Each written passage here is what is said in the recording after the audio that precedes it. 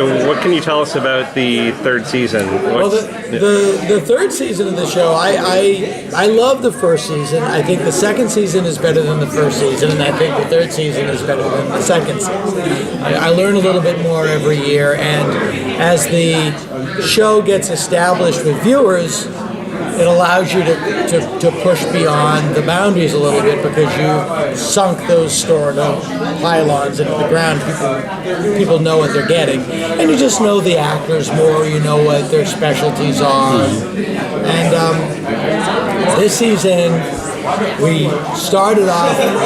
I ended season 2 with the portal to hell being opened and hell invading Earth. So I had to solve that problem.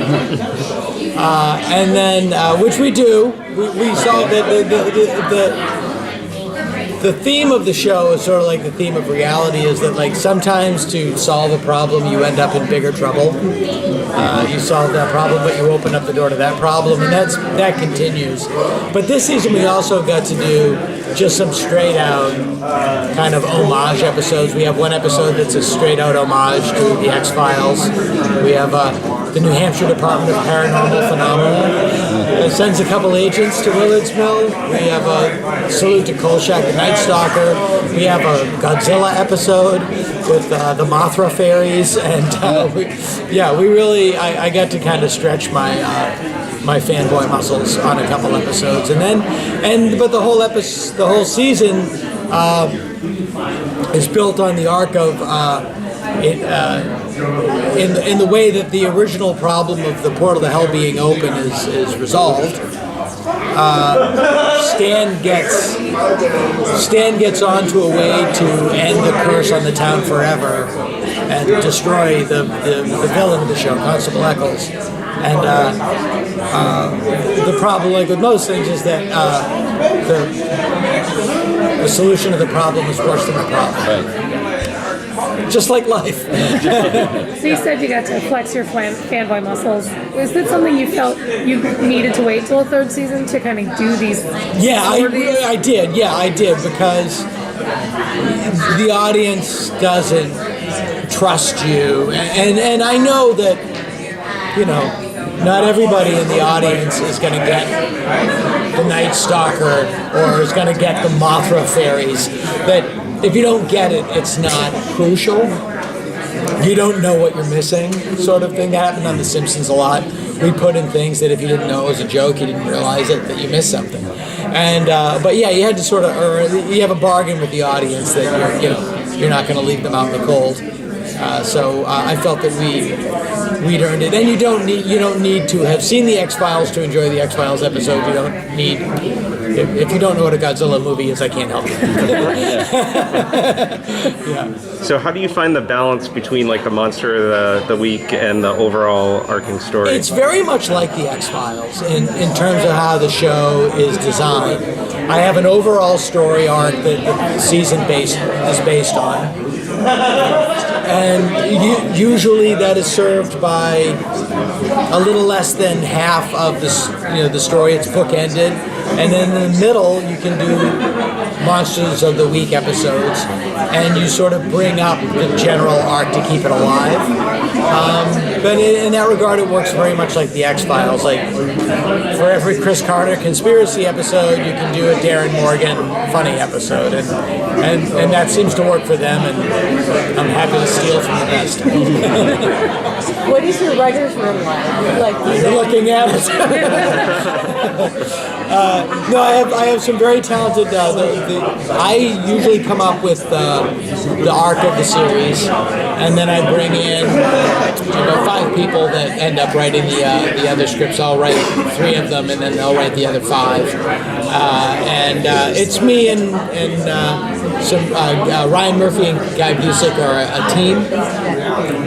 Jessica Conrad usually ends up writing the season finale and one other episode, and then I'll sort of mix it. This year, my friend Mike Mendez, who's a director, directed a really good movie called Big Ass Spider and produced a movie that I was in called Tales of Halloween. We were just talking about this short movie idea that we had about evil puppets. and it was going to be part of an anthology, and financing fell apart. And I said, well, I'll buy it, and rewrite it for Stand Against Evil. And he was like, I'm a director. I was like, you could write it. And he joined the Writers Guild, and he wrote it, and it was great. And so he wrote an episode this year. So any place I can find a story, I'll happily tell. It's sort of our Meet the Feebles. Yeah. So when you're working on a story arc, a seasonal story arc, what are your basic notes? Beginning, end, middle? Like, how do you decide what to go where? Well, it usually revolves around Stan having a terrible idea, and the way it affects everybody around him. You know, he's just a guy that is looking for a little peace, and he's never going to find it because he's incapable of enjoying it. And it's how that refracts in the world of the people around him. And the other thing that I find is I like the idea of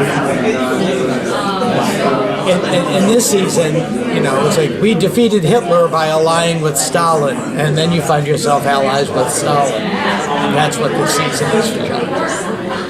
Sir, do you have new characters coming in for the new season that you can talk about? Yeah, we all have. We brought back the Black Hat Society from last season, and the character of Gerard Duquette, who is the sort of voodoo priest, has a very big role this season. So we bring. But Kevin the Gravedigger is the most important, smaller character. So how do you decide how much to write yourself into? I'm only there to fill in the cracks that are left over. I'm a utility player. I'm like Grout. I just come in where there's a seam that needs to be fixed over, and I cast myself because I know I'll be there. Is it collaborative? Do you and the writers work with the actors? Oh yeah, totally. Yes, very much so. Yeah, and this year especially, Rob Cohen directed the season. Rob and I have been really close since we shared an office on the Ben Stiller show, and we've done a ton of things together. And Rob's a director now, but he started off as a writer, and he's my closest friend in the world. And so we have a sort of nonverbal language that we can talk about, and it's having an extra writer on the set. Yeah. You know, it's a bonus.